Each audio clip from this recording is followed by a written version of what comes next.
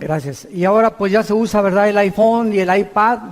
Y hay muchos que pues ya ni la Biblia traen el domingo porque ya con su iPad, ¿no? Pero yo siempre les digo, no hay como tenerla así para abrirla, para apuntar, para hacer notas, en fin, ¿verdad? No hay como tener la palabra de Dios aquí. Y pues ya en el avión y todo, pues sí, todo el mundo trae su app ya de la Biblia. Yo traigo 3, 4 versiones de la Biblia para poder estudiarla, pero no hay como ya para estudiarla y oírla y predicarla, tener aquí el libro bien abierto. Muy bien. Abran sus Biblias en el capítulo 8 del libro de Daniel y vamos a comenzar a desarrollar esta conferencia sumamente interesante acerca de un personaje tan controvertido desde hace muchos años, llamado en la Biblia el Anticristo. Y en el capítulo 8 del libro de Daniel, porque es uno de los libros junto con el Apocalipsis que más menciona y detalla el carácter del Anticristo, nos damos cuenta por qué el mundo ahorita está como está. Vamos a ver del versículo 23 en adelante para que más o menos tengan ustedes una idea. Y no es una coincidencia que desde 1946 hayan comenzado a aparecer objetos voladores no identificados, conocidos como los famosos ovnis. No es tampoco coincidencia que han pasado casi 5.500 años de historia y la ciencia, astrofísicos, ingenieros, hidráulicos, arqueólogos, geólogos, no han podido determinar quién construyó las pirámides de Egipto, quién hizo las ruinas de Stonehenge en Inglaterra, las de Machu Picchu en Perú, los círculos grandísimos que están arriba del mar de Galilea, en el norte de Israel, que solamente desde un avión lo puedes ver, y son piedras de más de 100 toneladas, formadas en círculos, apuntando todas hacia los signos del zodíaco y hacia los 4 puntos cardinales del mundo. Hasta ahorita los geólogos y los sociólogos no han podido entender la civilización maya, la misteriosa civilización maya que apareció y desapareció.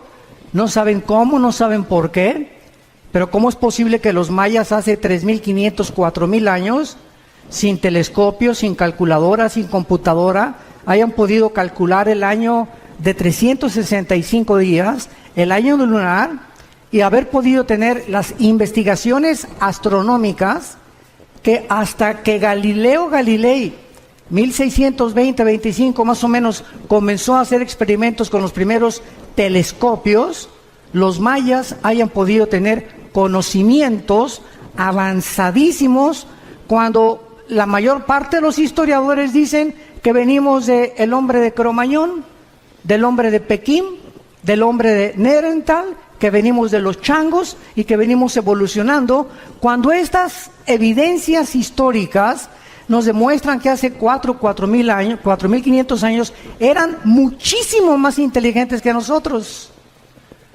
Entonces, o hace 4.000 años o 5.000 años el mundo estaba en la agricultura, cuando ni tractores tenían, y ya estamos hablando de que tenían conocimientos astrofísicos y astronómicos, arquitectónicos, con qué sierras cortaron las piedras de 200 toneladas, cómo los amontonaron en la pirámide de Giza, en el Cairo, en Egipto.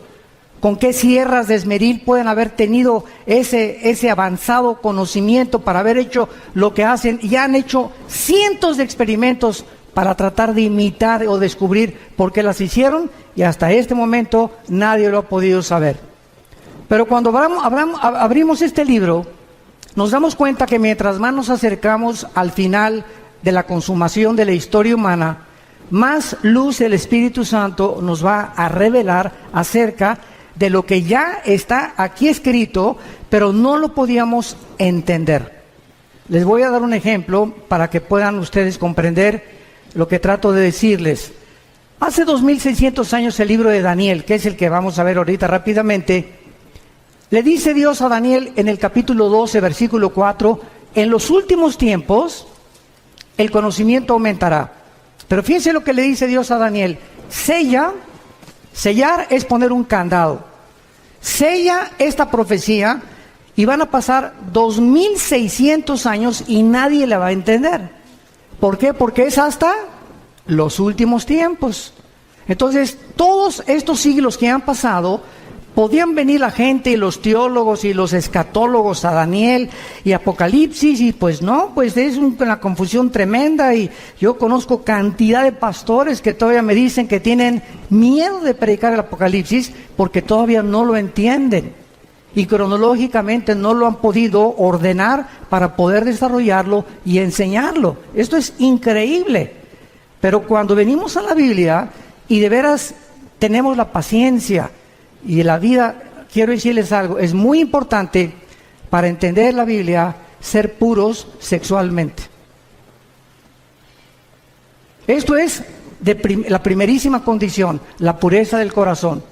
Nuestra vida tiene que estar limpia por dentro, nuestra alma, para que el Espíritu Santo no tenga ningún estorbo en revelar a mi mente y yo no tenga imágenes de pornografía, ni estar pensando con otra mujer que no es mi esposa, etcétera, etcétera. El Espíritu Santo es más sensible que una paloma, por eso se le compara con una paloma.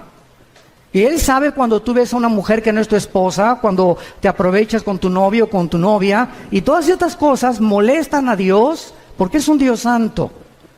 Pero eso sí, ¿verdad? Cuando se trata, a ver, explíqueme la predestinación, y explíqueme esto, ¿y por qué no entiendo estas cosas? ¿Y sabes por qué? Por tu vida sucia. Porque cuando comiences a limpiar tu vida y a tomar en serio a Dios, no te imaginas de qué forma se va a ampliar tu capacidad de percepción y de discernimiento espiritual para que entiendas las cosas profundas de Dios. En uno de los salmos dice la Biblia: al pueblo Dios le dio a conocer sus obras, a Moisés sus caminos. Qué tremendo está esto. O sea, el pueblo vio cómo cayó agua en el desierto, cómo cayeron codornices, cómo pudieron ser sostenidos en un desierto sin nada, y lo único que el pueblo quería era ver milagros, milagros, milagros, milagros. Pero durante 40 años el pueblo en el desierto nunca tuvo el conocimiento de los caminos de Dios. ¿Por qué Dios hace lo que hace? Y esta es la razón también por la cual muchos cristianos se desaniman y se frustran. Es que no me ha funcionado el cristianismo y Dios no me ha contestado mis oraciones. Y la raíz de todos los problemas es el pecado. Nuestra vida sucia, nuestra vida que no está limpia delante de Dios, las tranzas, la deshonestidad, la falta de integridad. En todas estas áreas tenemos que tener muchísimo cuidado para que podamos dejar la libertad al Espíritu Santo y Él pueda ampliar nuestro entendimiento. Y en esta generación, como dice Daniel 12, los entendidos entenderán. Y dicen los salmos, ¿verdad? Dichoso el hombre que guarda los mandamientos de Dios, porque entenderá el temor de Dios. Y si tú no quieres seguir a Cristo cargando una cruz, no lo sigas. Y si no quieres negarte a ti mismo, te va a costar más trabajo. El otro día tuvimos un caso, mi esposa y yo, de una pareja, que él va a una iglesia y la esposa va a otra iglesia. Pero la esposa es la directora de la escuela, es la directora de la femenil de la otra iglesia, pero no quiere ir a la otra iglesia de su esposo. Pero es directora de la femenil y ella dice que quiere seguir a Cristo, pero sin una cruz, porque la Biblia dice que la esposa debe seguir al marido. Entonces, ella si es cristiana debe entender algo. Una cruz es seguir a Cristo haciendo sacrificios. Pero hay cantidad de cristianos que quieren seguir a Cristo con la novia fornicando, quieren seguir a Cristo uno por acá y otro por allá, y dicen que siguen a Cristo. Increíble. Y a Jesús no lo sigues así. Implica sacrificio seguir a Cristo. Tenemos que entender esto y negar nuestros intereses personales. Una mujer de Dios dice: Padre Santo, me gusta mi iglesia, pero mi esposo va a otra iglesia y a menos que no sea una secta, no tienes por qué seguirlo, pero no era una secta, era otra denominación. Entonces me sacrifico y voy con mi esposo y le voy a dar gusto a mi esposo y voy a orar por él, ¿verdad? Señor, pero yo quiero estar en tu voluntad. Y ahí es donde está la bendición. Pero estamos tan equivocados en tantos detalles tan pequeños que queremos seguir diciendo que somos cristianos y tenemos tantas cosas en nuestra vida que están muy lejos todavía del carácter de Jesús. Acuérdense que cuando lleguemos al cielo, Dios nos va a preguntar, pues, ¿cuántas almas ganaste? Bueno, 5 millones de almas. ¿Cuántas iglesias hiciste? Tuve 600, di cobertura, 800 iglesias. Todas estas cosas que hagamos, a Dios, ¿qué le van a sorprender? A Dios, ¿qué le van a poder decir, verdad? Caray, te felicito, mi hijo, al llegar al cielo. Solo una pregunta va a haber para todos nosotros. Una sola pregunta. ¿Cuánto te pareces a Jesús? ¿Cuánto nos parecemos a Jesús? Dios está formando el carácter de Jesús en nosotros. Dice Romanos 8 que estamos siendo conformados a la imagen del Hijo. A Dios no le impacta lo que hagamos, sino lo que somos. Hay misioneros que yo conozco y pastores que tienen, en toda su vida ganaron 4, 5, 6 almas, o tuvieron discípulos como el que nos guió a mi hermano Alejandro y a mí, un misionero norteamericano bautista que nos ganó para Cristo, y ganó solamente a 7 personas. Él oró por 7 discípulos. Vino a México y le dijo, Señor, dame 7 discípulos en México, en la Ciudad de México. Y mi hermano y yo fuimos de los privilegiados de estar con este hombre de Dios. Y él se murió y nada más ganó a 7 discípulos. Y los 7 discípulos somos los 7 cristianos ganadores de almas y estamos en el ministerio de Cristo. Cuando lleguemos al cielo, todo el fruto que podamos nosotros tener va a ser para Él. Pero Él supo lo que es servir a Dios. Entonces no se trata también de tener grandes multitudes y grandes aquí, cosas por acá, porque ahorita es lo que más llama la atención. Ahorita se trata de hacer discípulos. Yo te pregunto a ti que eres cristiano, desde que tú te convertiste, ¿a cuántas almas has ganado para Jesús? Nadie levante la mano. ¿A quiénes les has hablado desde que te convertiste de Jesús? ¿Tienes alguien en tu casa, tu hija, tu hijo, tu primo, tu mamá, a quien estés discipulando? ¿A quien le compartas lo que aprendes los domingos en la iglesia o en los seminarios? ¿O todo para acá, todo para acá, todo para acá y nada para allá? Y lo que Dios nos da es para bendecir. No recibimos nada que guardemos para nosotros. Todo es, Dios me lo da para darlo. Me da conocimiento para alimentar. Me bendice para que yo sea de bendición. Me fortalece para que yo fortalezca. Me anima para que yo anime. Nunca nos quedamos con nada. Porque es cuando comenzamos a vivir para nuestros propios intereses. El anticristo va a ser la personificación de la maldad. La obra de arte de Satanás. Dice en el libro de Daniel capítulo 8 versículo 23, y al fin del reinado de estos, está hablando de Babilonia, el actual Irán, que Babilonia es Irak, lo vamos a ver ahorita, Irak, Irán, Grecia y lo que fue el antiguo imperio romano. Cuando terminaran estos 4 naciones y desaparecieran del mapa y volviera otra vez el anticristo a resurgirlas otra vez y a revivir el antiguo imperio romano y el imperio griego para que el anticristo pueda preparar.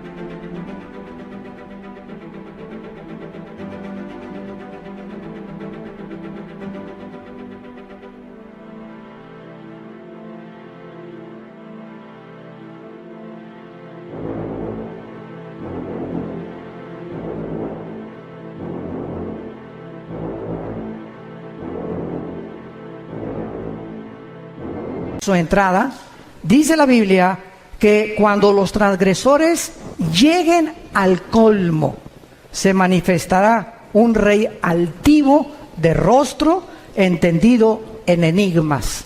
En otras palabras, Dios no va a levantar al anticristo hasta que la raza humana llegue al colmo. Yo les pregunto, ¿qué es llegar al colmo? La Biblia nos los enseña. Hubo 2 ciudades en la Biblia, en Génesis 18 y 19, Sodoma y Gomorra. Y Dios le dijo a Abraham: oye Abraham, ven para acá. No voy a revelar nada sin que tú no lo sepas. Voy a destruir esas dos ciudades. ¿Pero por qué le dice a Abraham? Porque no hay justos en las ciudades. No los voy a destruir por la depravación sexual que hay, sino porque no hay justos suficientes para que yo no las destruya. ¡Qué tremenda lección de Dios! Y pues ya saben todos, ¿verdad?, que Abraham le dijo a Dios: oye, si hay 50 justos, la perdono. 40, la perdono. No encontraron más que uno solo, Lot. Porque hasta la esposa se quedó convertida de sal. Entonces vemos que Dios actúa cuando llegan al colmo las maldades y cuando los buenos ya no hacen nada. Dice el dicho que los malos duran hasta que los buenos no hacen nada. Entonces vivimos una época, como les decía en la mañana en el desayuno, donde estamos acostumbrándonos a que sea normal la inmoralidad que nos rodea. Las revistas, vas al dentista y revistas de pornografía. En la mañana Vidito y Capulina también, ya quién sabe, con chavas arriba de sus rodillas. En las telenovelas ya es un asco, ¿verdad? Todas las cosas que pasan en las películas.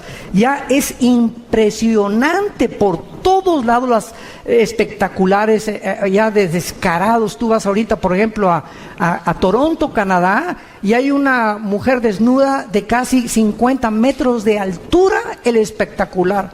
Vas a Alemania y en los trenes hay puras fotos pornográficas en los trenes, en los metros de Alemania. En Holanda ni se diga. Entonces estamos llegando a un punto en el mundo donde no nos damos cuenta que está ardiendo el mundo, nuestros hijos están siendo arrastrados. Hay más de 17 millones de sitios pornográficos en el internet. Y tus hijos y mis hijos tienen acceso al internet. Y si no los vigilamos y no los cuidamos, van a crecer infectados en la mente, completamente desorientados acerca de qué es el sexo.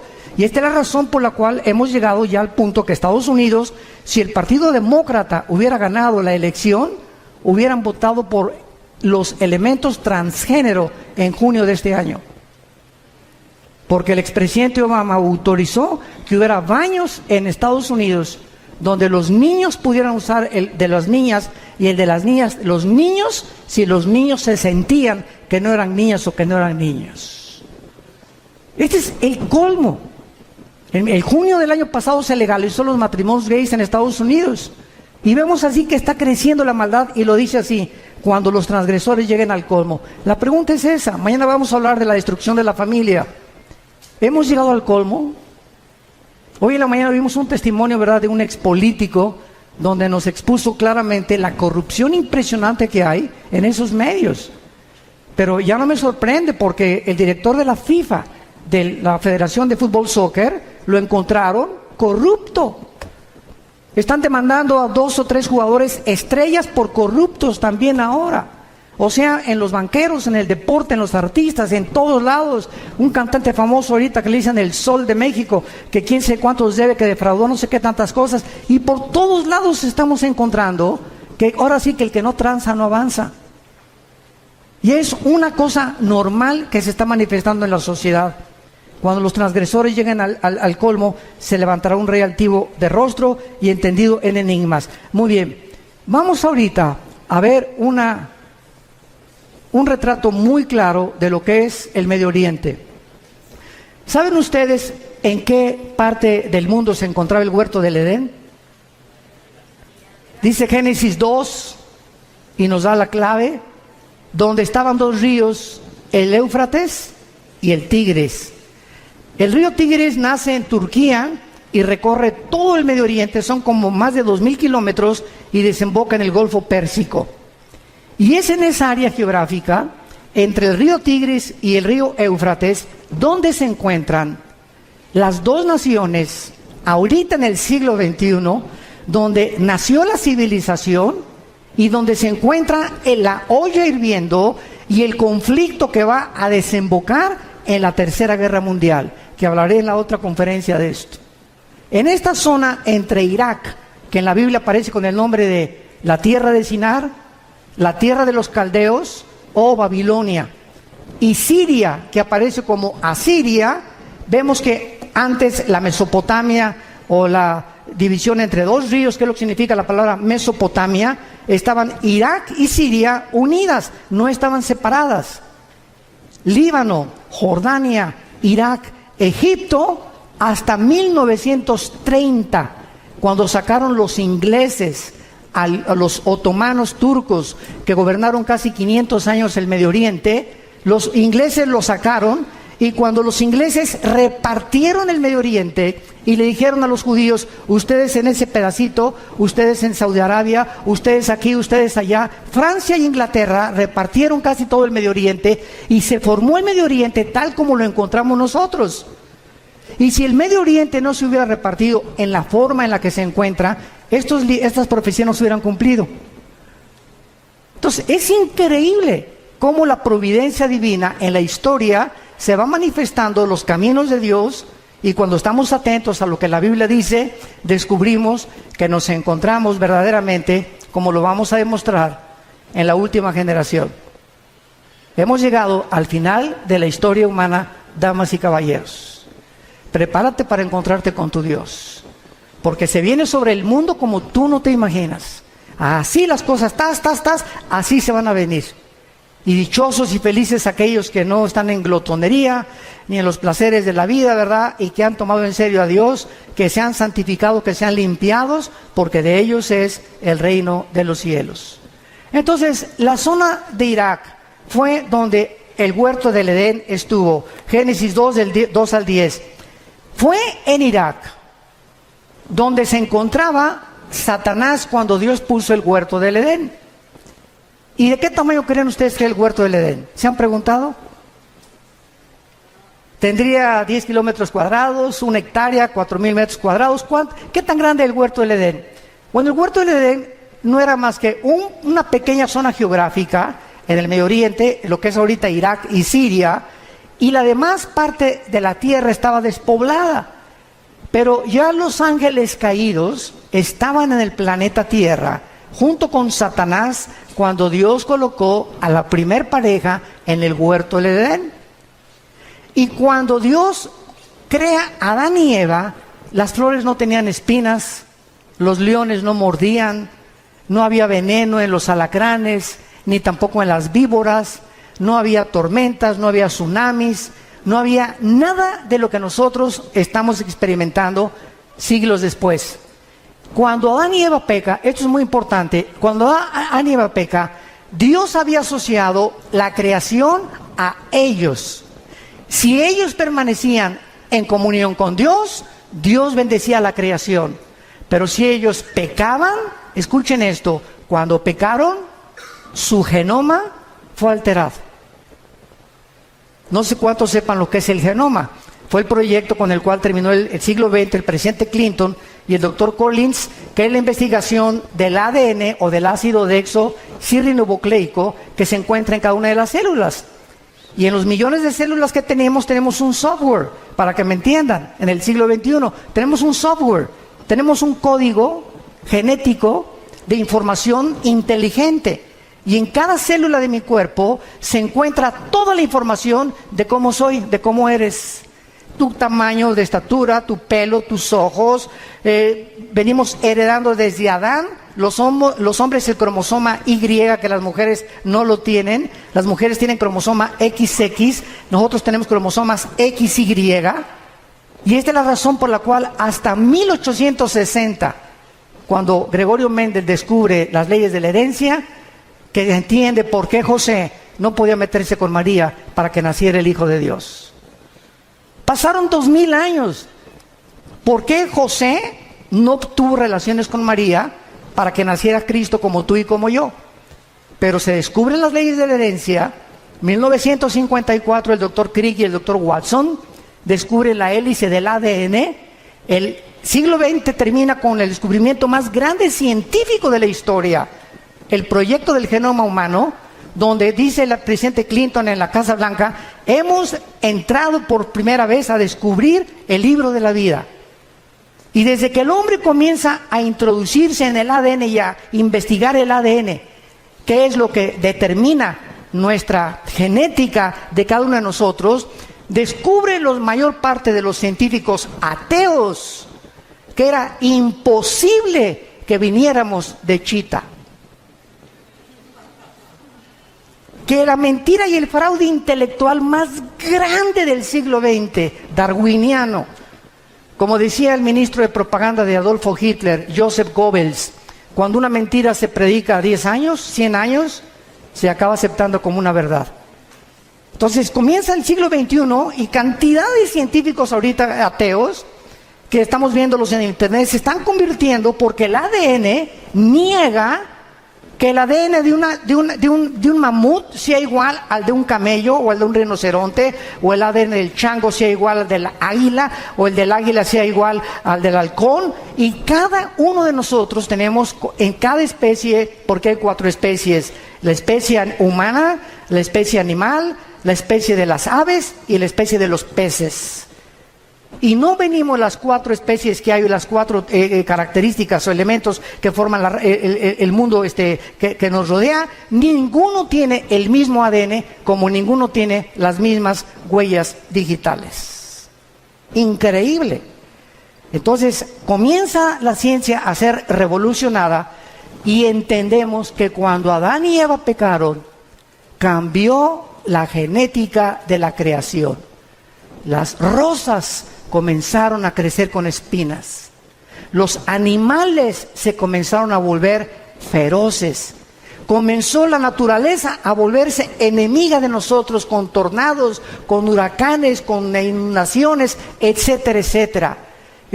Comenzaron a propagarse todo lo que se llama la propaganda bacteriológica, los virus, los microbios que comenzaron a atacarnos, se volvieron nuestros enemigos, y todo debido al pecado humano. Por eso dice Romanos 8 que la creación gime a una esperando la redención de nosotros, porque cuando seamos redimidos nosotros, la creación regresará al huerto del Edén otra vez. Y esto es precioso porque nosotros los cristianos que me escuchan, santos de Dios, toda esta información que les doy es la información que ahorita están buscando los científicos y no la tienen. ¿De dónde vienen los platillos voladores desde 1946? Porque cuando venga el rapto, ¿qué creen que van a decir? Que nos pintamos con los ovnis, que los extraterrestres nos llevaron. Y Alberto Einstein en 1943 demuestra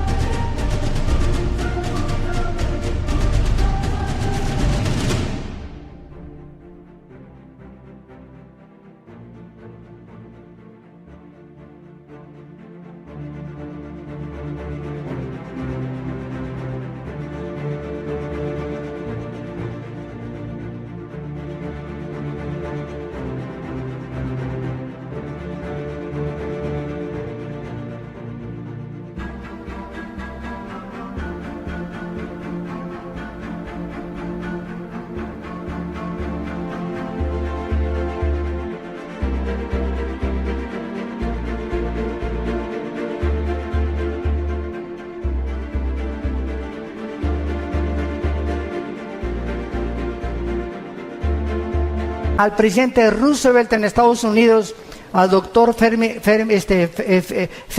y al doctor Oppenheimer alemán. Alberto Einstein demuestra con su famosa teoría E igual a mc al cuadrado, la energía es igual a la masa por la velocidad de la luz al cuadrado, que la conquista del espacio es imposible científicamente, por 2 razones: la velocidad y el tiempo. Si sacamos una nave y nos vamos ahorita a Marte, van a pasar, pongan ustedes que nos vamos a la velocidad 300,000 kilómetros por segundo, que es la velocidad de un año luz.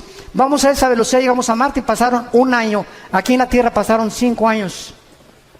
Entonces, si tu esposo tiene 30 años y se va a Marte, y tú tienes 25, él te lleva 5 años de edad, y allá pasan 10 años, cuando él regrese, tú vas a parecer su abuela.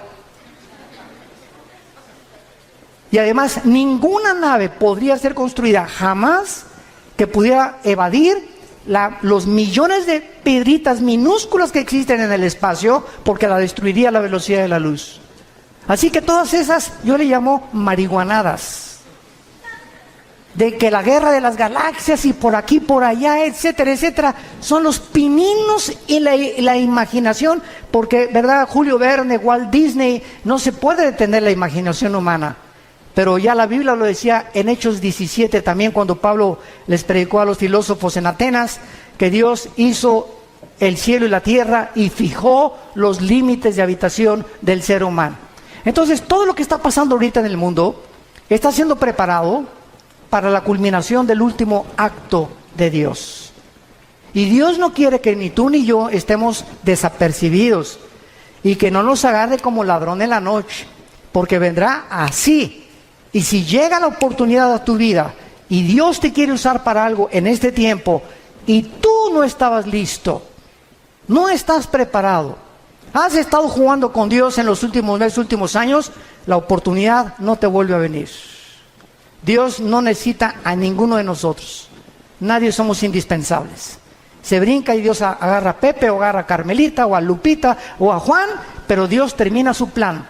Nos da el privilegio que seamos nosotros los que le sirvamos. Aprovechémonos de este privilegio. En tercer lugar, ahí fue en Irak donde cayó el ser humano. En cuarto lugar, ahí fue en Irak donde se profetizó, Génesis 3:15, la primera profecía de que el Mesías destruiría a la semilla de Satanás, y la semilla de Satanás bloquearía el nacimiento de la Virgen María, que sería Jesucristo. En quinto lugar, ahí se ilustró el primer evangelio, Génesis 3:21, cuando Dios viste al hombre. Es el primer evangelio predicado en imágenes. Es Dios el que nos cubre. Tiene que haber sangre derramada, porque sin derramamiento de sangre no hay remisión de pecados, y es Dios el que toma la iniciativa para salvarte y para salvarme. En esta área geográfica fue la primera rebelión contra Dios, la Torre de Babel, Génesis capítulo 11. En esta tierra Dios llamó a Abraham, de acuerdo a la Biblia, Irak y Siria. Apocalipsis 9, la quinta trompeta. Están atados los 4 ángeles más crueles y sanguinarios de toda la humanidad. Ahí, donde está ahorita Irak y Siria, la guerra civil de Siria, y donde está el conflicto estrellando con la conflagración entre el oriente y entre el occidente. Ahí se encuentra la actividad demoníaca más grande de la historia. Ya no es el Teposteco aquí en México, ni Veracruz, ni Catemaco, Veracruz. Es ahí entre Irak y Siria, donde desde la guerra del Golfo Pérsico todo el mundo volteó sus ojos. Antes de la guerra del Golfo Pérsico, 1990-91, yo le pregunté a un grupo de estudiantes que si sabían dónde estaba Irak. ¿Saben qué me contestaron? Que qué clase de medicina era esa. Que si era un nombre de una medicina. O sea, eran zonas que ni siquiera consideraban, ni siquiera yo les dije en un mapa, por un dedo, dime dónde está Irak. No lo podían localizar ningún estudiante del tercer grado de teología. Me reservo el nombre del seminario. Pero era increíble. Y desde el 90 hasta nuestros días, pues ya todo el mundo sabemos, ¿verdad?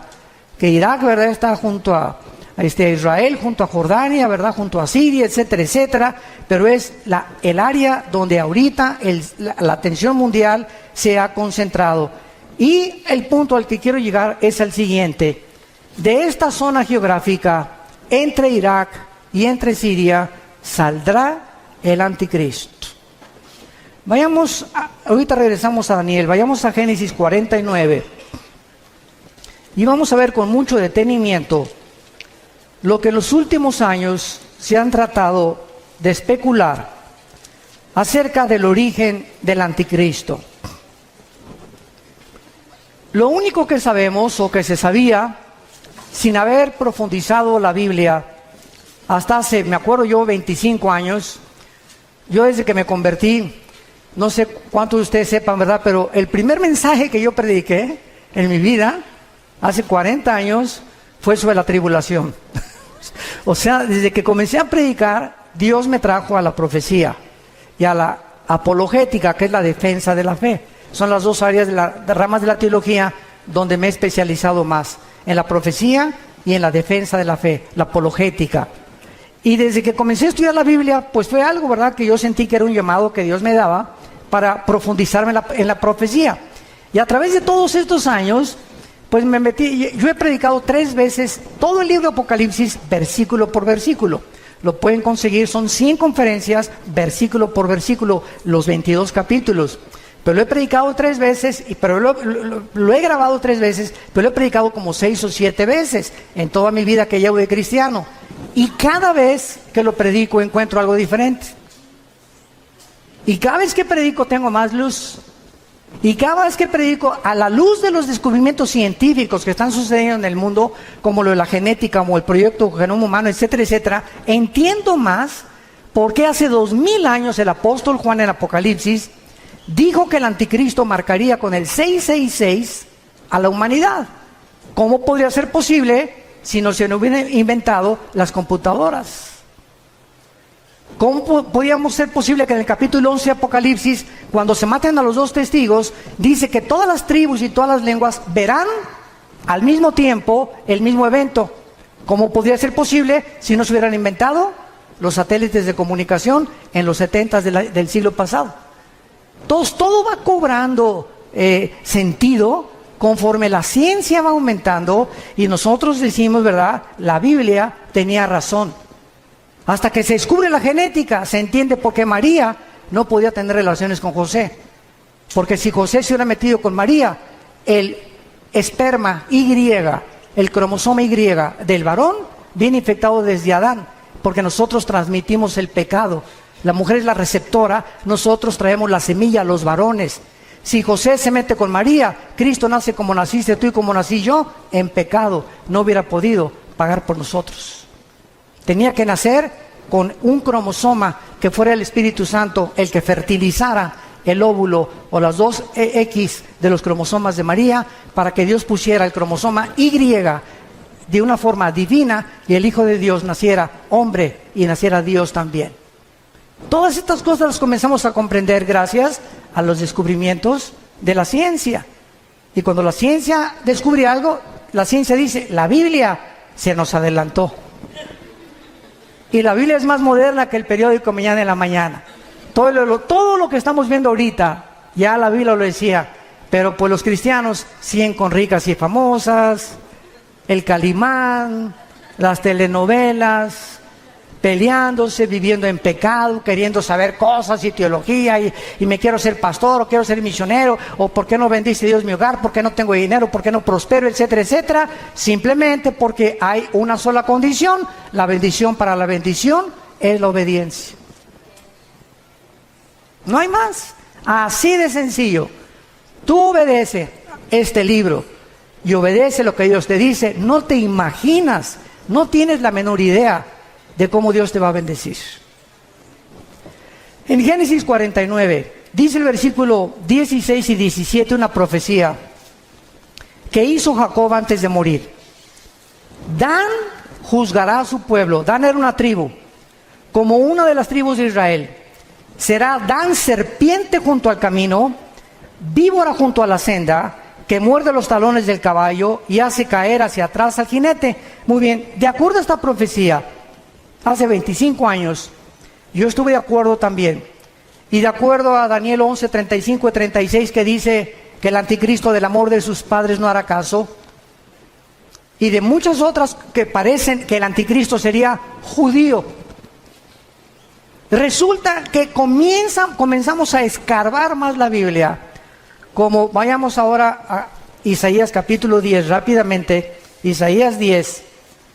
Y comienzan a surgir la otra línea de comprensión de que al anticristo se le llama más de 10 veces en el Antiguo Testamento el asirio.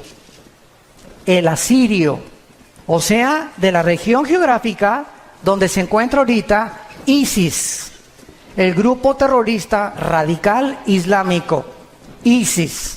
Dice así en Isaías capítulo 10, versículo 5, oh Asiria, vara y bácula de furor en tu mano he puesto mi ira. Le mandaré contra una nación pérfida y sobre el pueblo de Mira, o sea, Israel, para que quite despojos, arrebete presa, Versículo 12, ojo. Pero acontecerá que después que el Señor haya acabado su obra en el monte de Sión y en Jerusalén, ¿ya la acabó? Todos estamos de acuerdo, ¿verdad? Dios no ha terminado con Israel, no ha acabado su obra con ellos. Después que Dios acabe su obra, castigará el fruto de la soberbia del corazón del rey de Asiria y la gloria y la altivez de sus ojos. Y así ya no me da tiempo de ver todos los versículos, como en Miqueas 5, del 2 al 6, donde también se menciona al asirio viniendo contra Jerusalén en los últimos tiempos. Y entonces hay esto cuando estudiamos teología. Por un lado, hay profecías que ponemos en la balanza, que parece que el anticristo iba a ser judío. Y ponemos en la balanza otros versículos que nos muestran que el anticristo viene definitivamente de Asiria, de donde se encuentra ahorita ISIS. ¿Cómo podemos compaginar cuando encontramos en la Biblia que se predica la predestinación, pero también se predica la responsabilidad humana? ¿Cómo podemos entender que la salvación no se pierde y unos dicen que sí se pierde la salvación? Entonces vemos aparentemente doctrinas o líneas de pensamiento que parece que se contradicen una contra la otra, pero el problema está en nuestra mente y no en Dios, en nuestra falta de comprensión. Vean ustedes este ejemplo del anticristo. Dice la Biblia que saldrá de Dan, que será judío, y dice la Biblia que se le llama el asirio. Muy bien, ¿cuál es lo que compagina o qué escrituras unen a las dos para poder entender de dónde viene el anticristo? En el año 700 antes de Cristo, apúntalo, o sea, hace 2700 años, los asirios se llevaron cautivas a las 10 tribus de Israel. 100 años después.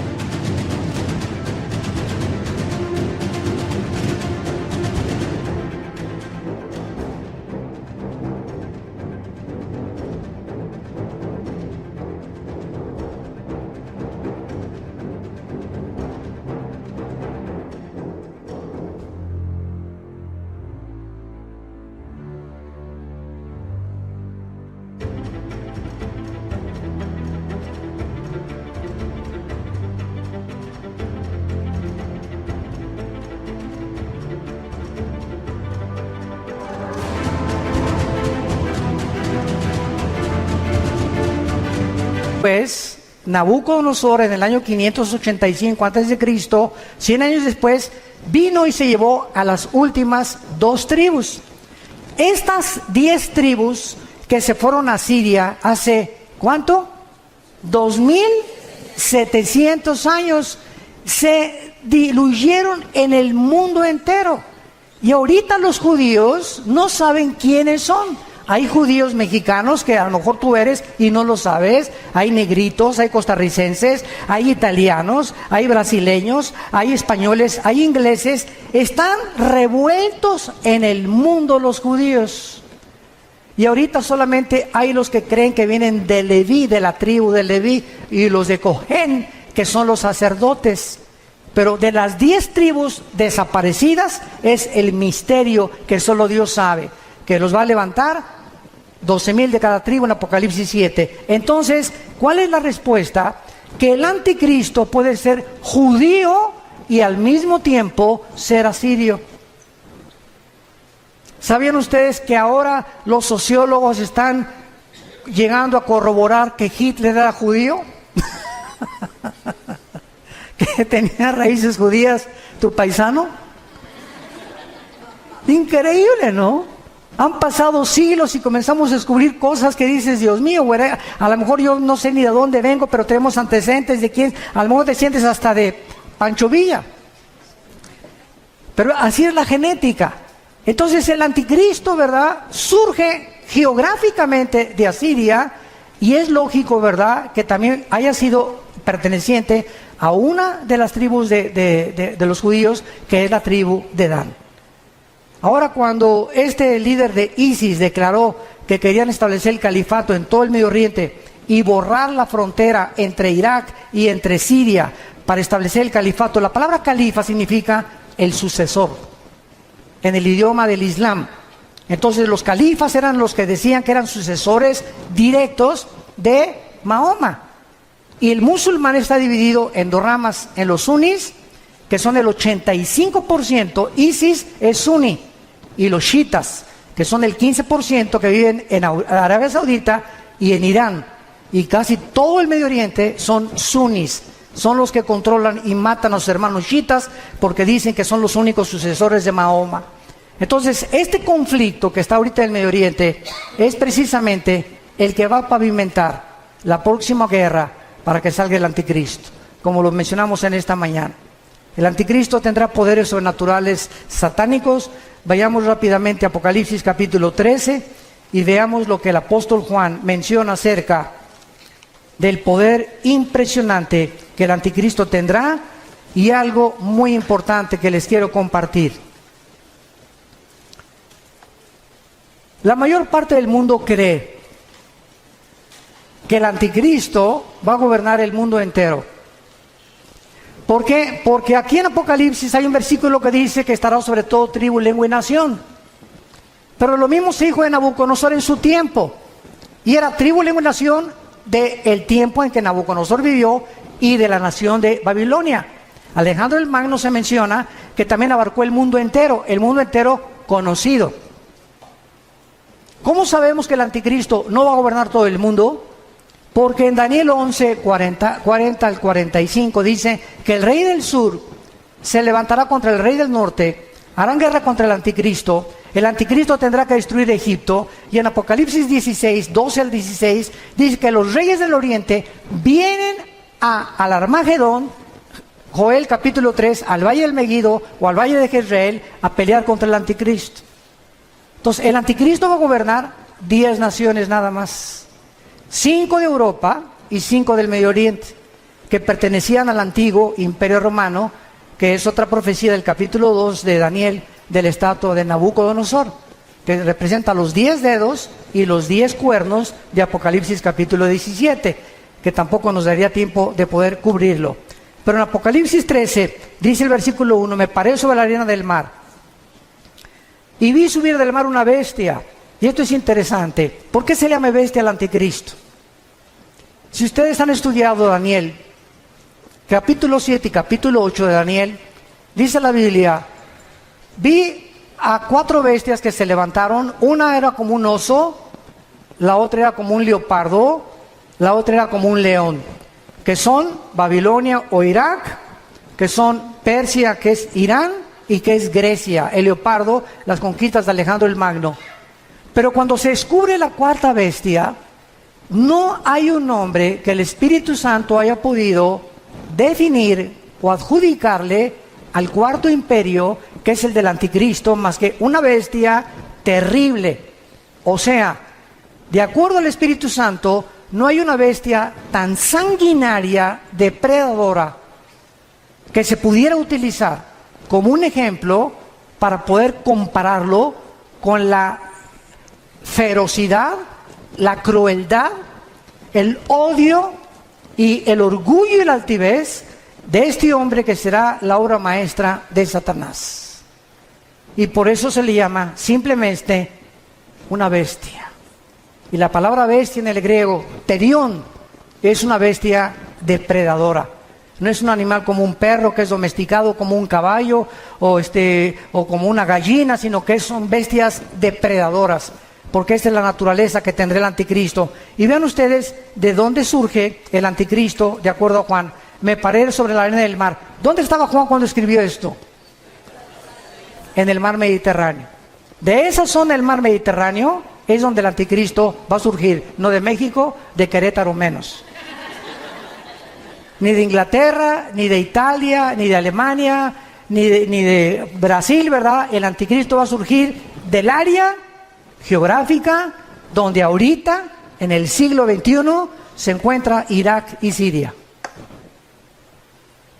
De esa área en la que está a punto de estallar una guerra, una vez que esta guerra explote, él saldrá de las ruinas a tratar los tratados de paz, a ofrecer maravillas de soluciones a la pobreza, a los problemas entre los árabes y los judíos, a los problemas bancarios, a los problemas de la economía, y el mundo se quedará absorto ante la inteligencia y los poderes sobrenaturales del anticristo. Dice en el versículo 5, también se le dio una boca que hablaba grandes cosas y se le dio autoridad para actuar. ¿Cuánto? 42 meses, que equivalen a 3 años y medio. Es todo lo que el anticristo va a gobernar. Los primeros 3 años y medio de la tribulación será para consolidar su reino y su imperio, y los últimos 3 años y medio será para poder pelear y tratar a través de la fuerza y de la violencia y de comprar y de corromper a muchos reyes y gobernantes del mundo su imperio, y tratar de gobernar el petróleo en el Medio Oriente, porque debajo de Irak, de Arabia Saudita y de Irán se encuentra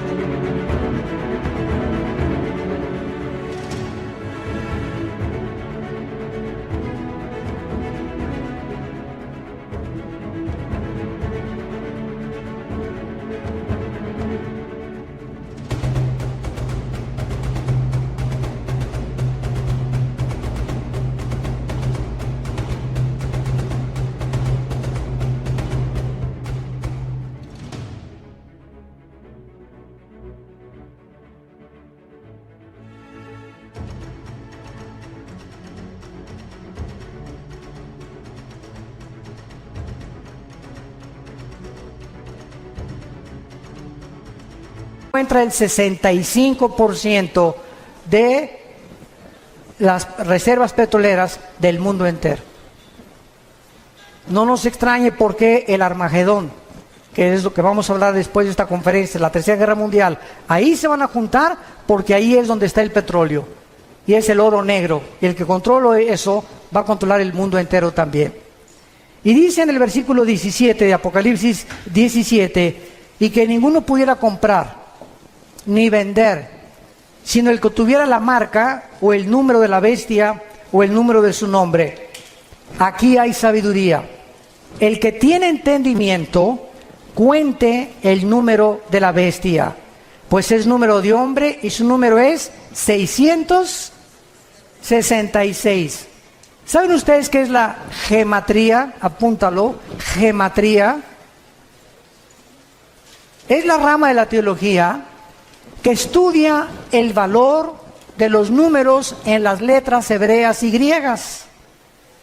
¿Por qué Dios escogió que la Biblia fuera escrita no en totonaco, ni en maya, ni en zapoteco, ni en otomí, ¿verdad?, ni con los aucas, o ni siquiera en lenguaje español o italiano o francés? ¿Por qué Dios escogió 2 idiomas, el hebreo y el griego? ¿Por qué? Dios lo que hace, lo hace con un propósito sabio siempre detrás, porque el hebreo y el griego son los 2 únicos lenguajes que cada palabra tiene un valor numérico. Por ejemplo, la famosa V de Víctor en el griego representa el 5, la X al 10, el 50 ¿cuánto? Ni sabes. La D, ¿verdad? Y el 50, el 1000, ¿verdad? Entonces, cada letra tiene un valor numérico, se llama la gematría. Cuando el Espíritu Santo escogió el 666, ¿saben qué significa? Porque dice aquí hay sabiduría, el que le entienda. ¿Cuál es el número de nosotros? El 6. ¿Cuál es el número de la Trinidad? El 3. 6, 6, 6 es el hombre elevado a Dios, elevado a la deidad. que es el sueño que Satanás le dijo a la mujer: serás como Dios. Entonces, el anticristo es la obra maestra de un ser humano que el Satanás toma y lo eleva a la capacidad de ser un Dios, aunque no era un Dios. Por eso se le llama el 666, el hombre elevado a la deidad o a la divinidad. ¿Qué es lo que Dios quiere? Que nosotros tengamos cuidado. No somos dioses, no somos autónomos, somos agentes morales responsables, no nos creamos a nosotros mismos y debemos nuestra obediencia al Señor. Padre, te damos gracias por tu palabra en esta tarde, por permitirnos rascar simplemente tus profecías y tener un poco más de conocimiento de tu programa y de tu plan en la historia y para los tiempos humanos. Te pedimos, Señor, que cada día que pase recordemos el consejo que le diste a Josué. Josué, hay 7 naciones delante de ti en Canaán. Y te voy a dar el secreto, Josué, para la victoria. No es con espada ni con ejército. No es con la valentía del caballo. No hay sabiduría, ni conocimiento, ni inteligencia contra Jehová. Josué, de día y de noche, medita, lee, memoriza mi palabra. Este es el secreto de la vida para poder vencer. Llena tu corazón de mi palabra, memorízala, reflexiónala, pondérala, piensa en ella de día y de noche. Y te prometo algo, Josué, todo lo que hagas va a prosperar, porque has creído lo que te he dicho. Oh Dios, que podamos ser hombres y mujeres de tu palabra, que podamos tomar en serio tu palabra, que no solamente la leamos el domingo o un devocional de 15 minutos, sino que la memoricemos, la estudiemos, la profundicemos y la guardemos en nuestro corazón todos los días, para que descubramos el poder, la energía que nos da tu palabra para sostener nuestro cuerpo y nuestra mente libre de opresión, de estrés, de incertidumbre e inseguridad para el futuro. Porque yo guardaré en completa paz a aquel cuyo pensamiento en mí persevera, dice el Señor. En el nombre de Jesús. Amén.